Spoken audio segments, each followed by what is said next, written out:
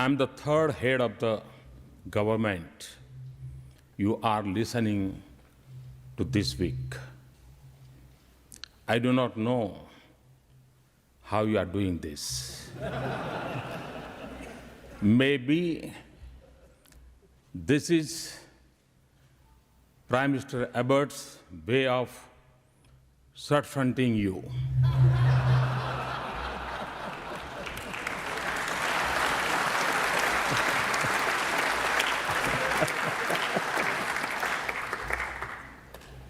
But I'm truly honored and humbled by this opportunity to speak to you.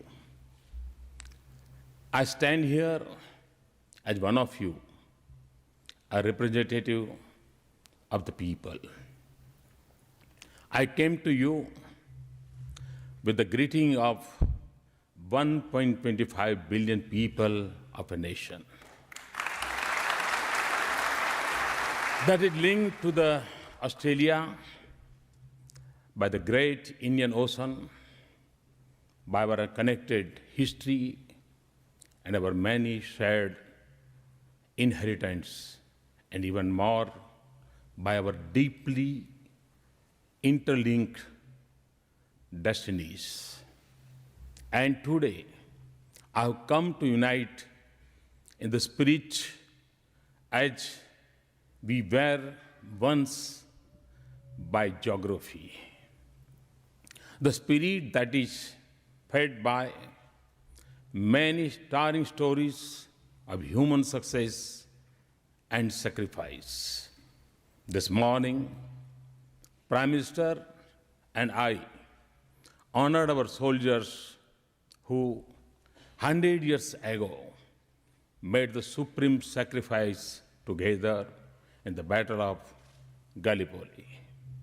The man who designed this beautiful capital of Canberra, Walter Burrell Giffin, lies buried in the old city of Lucknow in India.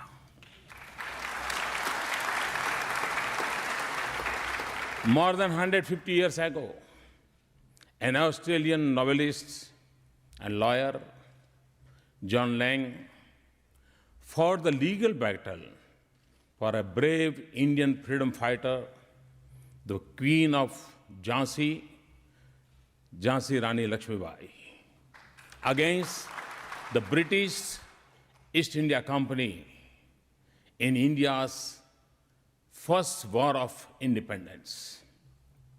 He also lies buried in the Indian hill town of Mussoorie. The statue of Gandhi in Canberra is a symbol of our shared values. We celebrate the legend of Bradman and the class of Tendulkar together. We are impressed by Australian speed as you charm by the Indian spin until, of course, Shenwan came along.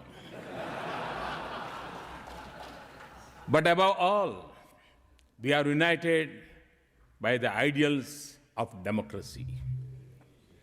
Today, as I stand in this temple of democracy, I consider nations such as ours to be blessed because democracy offers the best opportunity for the human spirit to flourish. Because we have the freedom to choose, the right to speak, and the power to remove. And for us, in politics, with no option but to live with this grace. Generations of peoples, representatives have made Australia one of the great nations of the world today. From the vast strength of territory to the abundance of our resources, nature has been generous to you. But it is the people of Australia who have made Australia what it is today. I beckon of democracy and rule of law, a nation that willingly leads the search of lost aircrafts, one of the most prosperous nations in the world, among the best in Human Development Index, a nation with some of the best cities in the world, some of the most productive farms and mines, some of its best universities and research centers, an advanced technology base, and a nation with great sporting skills. Australia evokes images not just of immense beauty, but also of a great quality of life. Today, its cities are alive with the richness of this world's diversity, and it is home to 450,000 Indians who are as proud to be part of Australia as they are of their Indian heritage. Honorable members, there was a time when for many of us, Australia was a distant land on the southern edge of the world. Today, the world sees Australia to be at the heart of the Asia-Pacific and Indian Ocean region. This dynamic region holds the key to this world's future, and Australia is at its crossroad.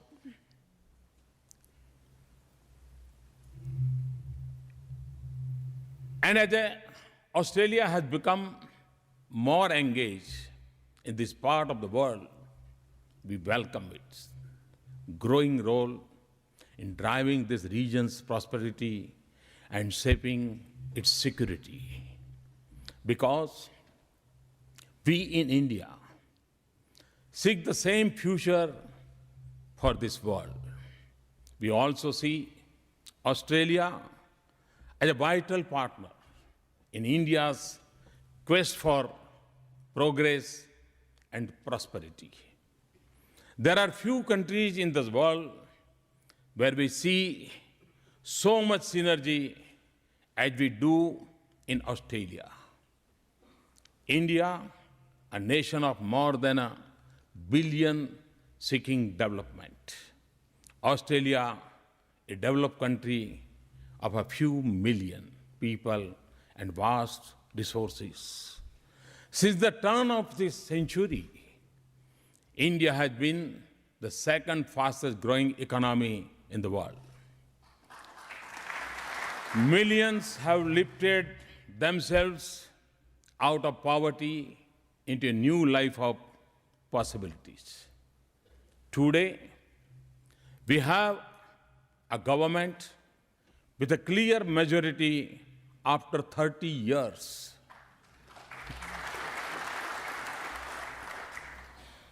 From the remotest village to the biggest cities, there is a new high tide of hope in India, a new energy. It is the energy of our youth, the 800 million people below the age of 35, eager for change, willing to work for it, because now they believe that it is possible, that they can make it happen. It is this force of transformation that will unleash. In these 6 months that we have been in office, we have moved forward thinking with ambition, acting with speed, seeking growth, not just for growth, but to transform the quality of life of every Indian. I see Australia as a major partner in every area of our national priority, providing skills and education to our youth, a roof over every head, and electricity in every household, the most affordable health care for the most difficult disease, the next generation of infrastructure that does not take a toll on our environment, energy that does not cause our glaciers to melt, clean coal and gas, renewable energy or fuel for nuclear power, cities that are smart, sustainable, and livable, villages that offer opportunities, agriculture that yields more, and farms that are better connected to markets, practices and technology that save water. We have a new mission for turning Made in India into a global name, just as computer in India is. But we want to find new pathways to prosperity, not simply travel down the roads of the previous century. Much of India's future cities and infrastructure is yet to be built, and so we have a unique opportunity to make our choices now. And in every sector, agriculture, food processing, mining, infrastructure, finance, and technology, energy, from providing funds and resources to technology and expertise. Working as partners and investors, Australia has immense opportunities to participate in India's progress. In turn, India will be the answer to your search for new economic opportunities and your desires to diversify your global economic engagement. Your source for world-class skills at home or for a manufacturing location abroad. India's development, demography, and demand provide a unique long-term opportunity for Australia, and all in the familiar framework of democracy. There is no other example of this nature in the world. Indian investors too are coming here in growing numbers and commitments. Honorable members, this is an age rich in promises, but also filled with challenges. We can only pursue our dreams if we have the confidence that our cities are safe, our nations are secure, our region is stable, and our world is peaceful. This vast region has many unsettled questions and new challenges. Historical differences persist despite growing interdependence. The ocean are our lifelines, but we worry about our access and security in our part of the world more than ever before. Our region has seen huge progress on the foundation of peace and stability. But we cannot take this for granted.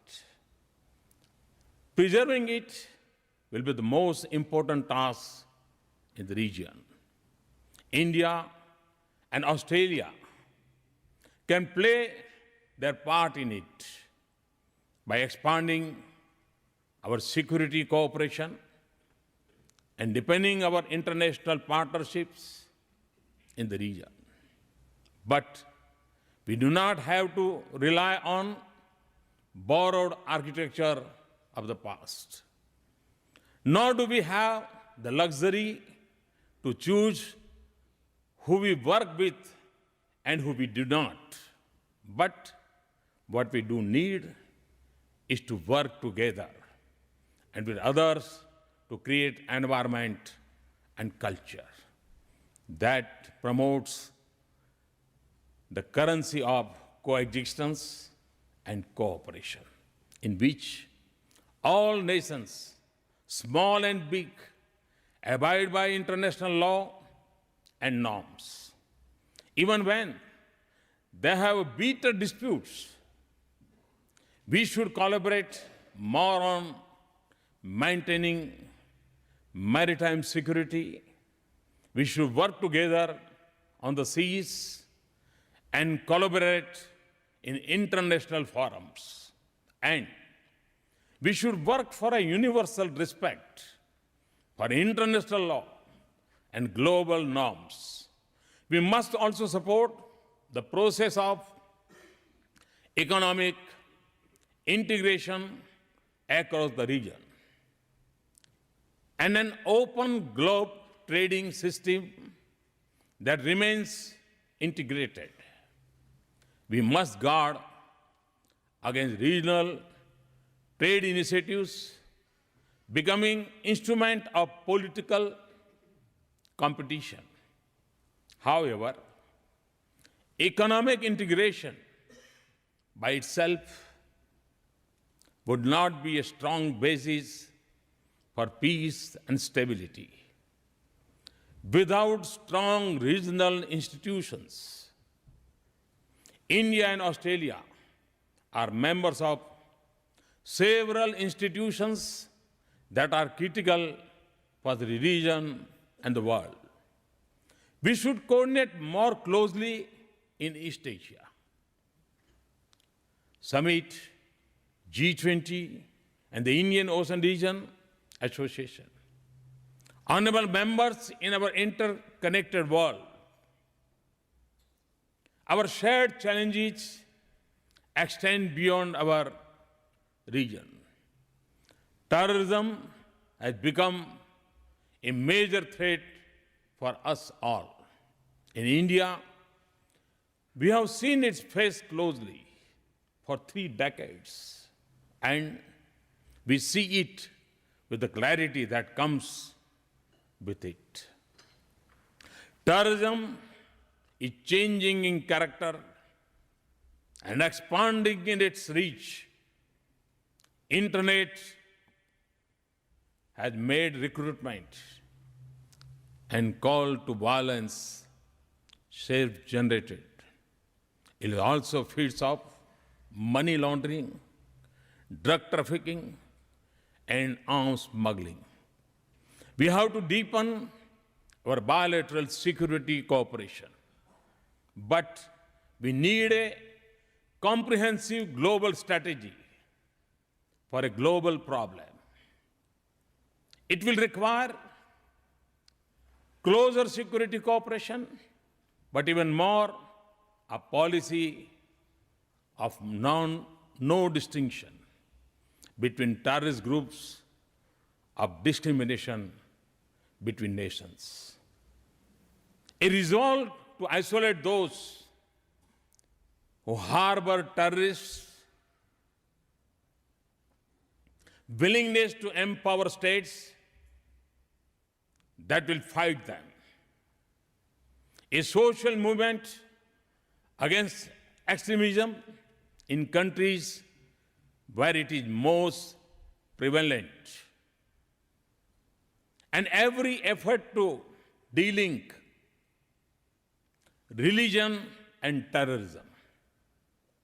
As I look to the future, we would also need to ensure that outer space and cyberspace remain instruments of connectivity and prosperity, not new frontiers of conflict.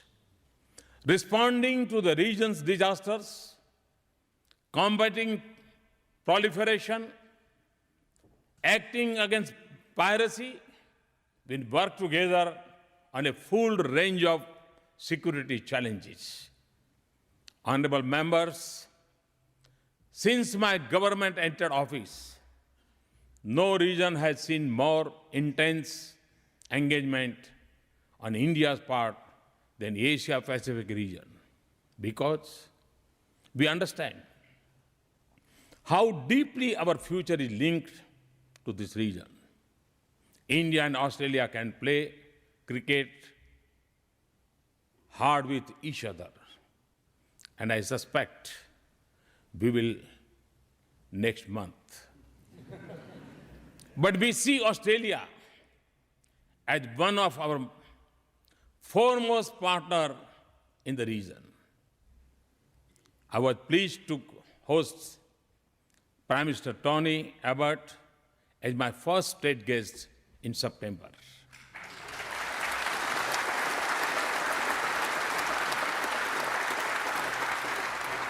It has taken a Prime Minister of India 28 years to come to Australia. It should never have been so. And this will change. Australia will not be at the periphery of our vision, but at the center